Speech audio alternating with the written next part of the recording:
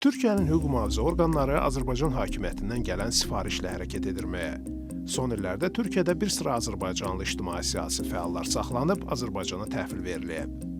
Bakıda müxalifət fəalları Prezident Administrasiyasının keçmiş rəhbəri Ramiz Mehdiyevə qarşı açılan cinayət işi ilə bağlı əlaqələndirilib həbs ediləndən sonra Milli Şuranın üzvü Gültəkin Hacıbəyli də Türkiyədə saxlanılıb, indi onun deportasiya olunması gözlənilir.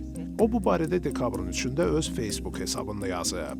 Hazırda məni Türkiyədən qanunsuz və əsassız şəkildə deportasiya edib Azərbaycana göndərməkdən ötürü barəmdə ictimai təhlükəsizliyə təhdid yaradan xarici terrorçulara verilən C-82 maddəsi tətbiq edilərək burada saxlayırlar və Azərbaycana təhvil verməm üçün hazırlıq işləri gedir. Əgər bu baş verərsə, məsələ təkcə mənə qarşı haqsızlıq olmayacaq. Bu həm də Azərbaycan müxalifətinə qarşı bugün həyata keçirilən repressiyalara Türkiyə hakimiyyəti tərəfindən dəstək vermək anlamına gələcək. Noyabrın 30-da keçmiş deputatın Azadlıq Radiosuna verdiyi müsahibədən sonra bir müddət ondan xəbər alınmamışdı. Məni gecə ilə qapımı döyüb, qapımı sındıraraq burada yaxınlıqda deməli kirayədə oğlumla birlikdə yaşadığım evdən gecə ilə gətirdilər və böyük ehtimalla hava limanına aparıb deməli təhvil verəcəklər. Bəri başdan deyim ki, bu çox absurd bir ittihamdır, çox gülünc bir ittihamdır və sadəcə təəssüf edə bilərəm. Başqa deyəcək bir sözüm yoxdur buna. Gültəkin Hacıbəylidən öncə Qubad İbadoğlu işində iqtisadçı Fazil Qasımov 2023-cü ildə Türkiyədə saxlanılaraq Azərbaycana göndərilmişdi.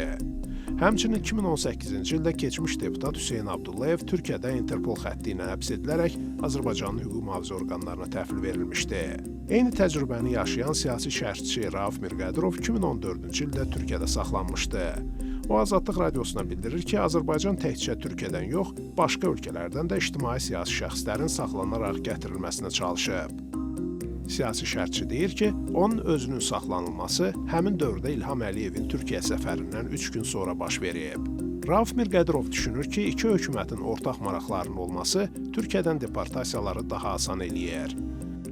Məktub aldım ki, mənim və dövlətimin bir jurnalistin Türkiyədə akreditasiyası ləğv olunub. Akreditasiyanın ləğv olunması avtomatik olaraq oturumun ləğv olunması deməkdir. Yəni 15 gün ərzində Türkiyəni tərk etməlidir. Tutub saxlayanlar xidmət mənə vəkilə müraciət edib və məhkəməyə müraciət etmək haqqını tanımadılar, yəni ki, imkan vermədilər və səhər tezdən mənim deportasiya elədilər ölkədən. Təkin xanımın əgər bunu edə bilməyiblərsə, məni nə etdiklərini edə bilməyiblərsə, Təkin xanımın hər halda imkanı var məhkəməyə müraciət eləsin.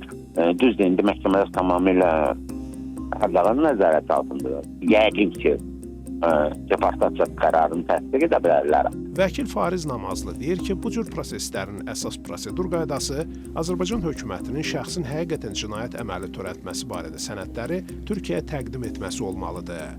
Belə proseslərin iki ölkənin imzaladığı qarşılıqlı sənədlər əsasında həyata keçirildiyini söylüyor.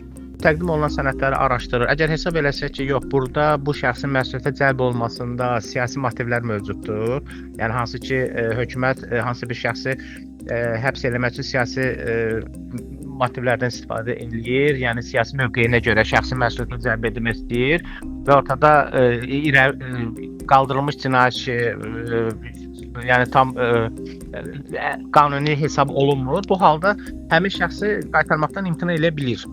Sadəcə indi Türkiyə ilə Azərbaycan arasında münasibətlər, eyni zamanda Türkiyə rəhbərliyi ilə Azərbaycan rəhbərliyi arasında o isti münasibətlərin olmasına görə düşünmürəm ki, Türkiyə rəhbərliyi Gültəkin Hacıbəyliyə görə Azərbaycanla münasibətlərini korlasın və onu verməkdən imtina eləsin. Azərbaycan hökuməti bundan öncə Avropada yaşayan və hakimiyyəti sərt tənqid və təhqir edən blogerlər, ictimai-siyasi fəallara qarşı da ittihamlar irəli sürüb. Bəziləri haqqında məhkəmə qərarları verilib. Parlamentin İnsan Haqları Komitəsinin sədri Zahid Oruc Azadlıq Radiosuna açıqlamasında deyir ki, Türkiyədən deportasiya olunan sözgedən şəxslərin ictimai fiqur olması elə fikir yaradır ki, sanki onların cinayət əməli ola bilməz. Əminəm ki, Türkiyə tərəfinə real faktlardan ibarət dosya təqdim olunubdur. Əks halda yalnız qardaşlıq əlaqələri, iki ölkə arasındakı deport etmə və yaxud ekstradisiya hüquqi yardımla əlaqədar sazişlərə söykənməklə məsələ məhdudlanmazdı. Mənim Milli Məclisin İnsan Haqları Komitəsi sədri kimi bununla əlaqədar deyə bilərəm ki, Türkiyənin hər hansı bir sorğu edilən şəxsi verməməsi üçün əlində yetərli əsasları olmalıdır. Zahid Oruç düşünür ki, ola bilsin ki, Azərbaycanda dövlət çevrilişi ilə bağlı ittihamları Türkiyə çox ciddi qəbul eləyir. Çünki bu bəlkə də mahiyyətcə Türkiyənin də bölgədəki roluna zərbə vurmaq cəhdi kimi anlaşıla bilər. Noyabrın 29-da AXCP sədri Əli Kərimlinin evində Dövlət Təhlükəsizlik Xidməti tərəfindən axtarış aparılaraq o saxlanıb. Dekabrın 1-də hakimiyyəti zorla ələ keçirməyə, dövlətin konstitusiya quruluşunu zorla dəyişdirməyə yönələn hərəkətlər maddəsi ilə ittiham irəli sürülərək həbs olunub. AXCP rəyasət heyətinin üzvü Məmməd İbrahimə qarşı da eyni ittihamlar irəli sürülüb. Hökumət nümayəndələri onları prezident administrasiyasının sabiq rəhbəri Ramiz Mehdiyevlə əlbir olmaqda günahlandırırlar. AXCP isə bəyanat yayaraq ittihamları rədd edib və ölkədəki repressiyaların növbəti dalğası adlandırıb.